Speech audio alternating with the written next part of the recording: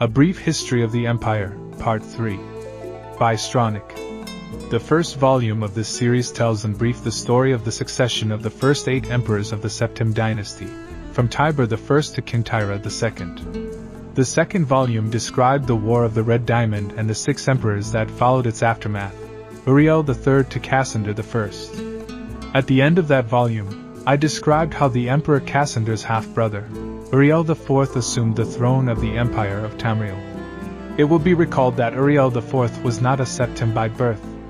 His mother, though she reigned as empress for many years, was a dark elf married to a true Septim emperor, Pelagius III. His father was Catariah, the first consort after Pelagius's death, and during her reign, a Breton nobleman named Galaver Lariat. Before taking the throne of empire, Cassander I had ruled the kingdom of Wares, but poor health had forced him to retire. Cassander had no children, so he legally adopted his half-brother Uriel and gave him the kingdom. 7 years later, Cassander inherited the empire at the death of his mother.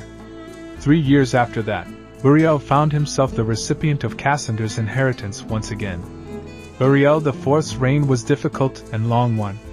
Despite being a legally adopted member of the Septim family, and despite the Lariat family's high position indeed, they were distant cousins of the Septims. Few of the elder council could be persuaded to accept him fully as a blood relation of Tiber. The council had assumed much responsibility during Catariah I's long reign and Cassander I's short reign, and a strong-willed alien monarch like Uriel IV found it impossible to hold their unswerving fealty. Time and time again, the council and emperor were at odds, and time again, the council won the battles. Since the days of Pelagius II, the elder council had consisted of the wealthiest men and women in the empire, and the power they wielded was ultimate. The council's last victory over Uriel IV was posthumous. Andorak, Uriel IV's son, was disinherited by vote of council, and a cousin more closely related to the original Septim line was proclaimed Sepphoris II in the year 268 of the Third Era. Sepphoris had been a Nordic king for the first 9 years of Sepphoris II's reign. Those loyal to Andorak battled the imperial forces.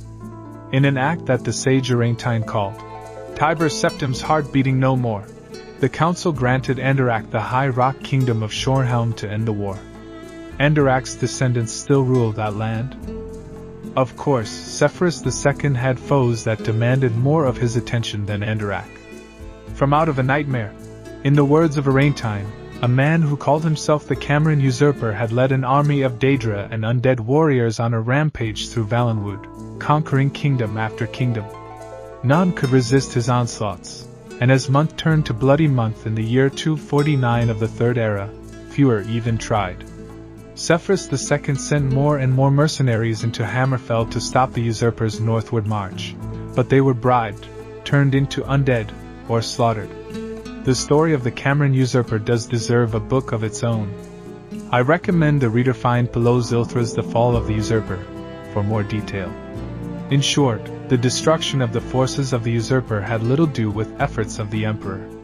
The results was a great regional victory and an increase in hostility toward the seemingly inefficacious empire. Uriel V turned opinion back toward the potential power of the empire. Turning the attention of Tamriel away from internal strife, Uriel V embarked on a series of invasions beginning almost from the moment he took the throne in the year 268 of the Third Era. Uriel V conquered Roscrea in 271, Cathnaqui in 276, Ineslia in 279, and Esraniot in 284. In the year 288 of the Third Era, he embarked on his most ambitious enterprise, the invasion of the continent kingdom of Akavir. This was ultimately a failure, for 2 years later Uriel V was killed in Akavir on the battlefield of Ionith. Nevertheless, Uriel V holds a reputation second only to Tiber as the great warrior emperor of Tamriel. The last 4 emperors, beginning with Uriel V's infant son, are described in the 4th and final volume of the series.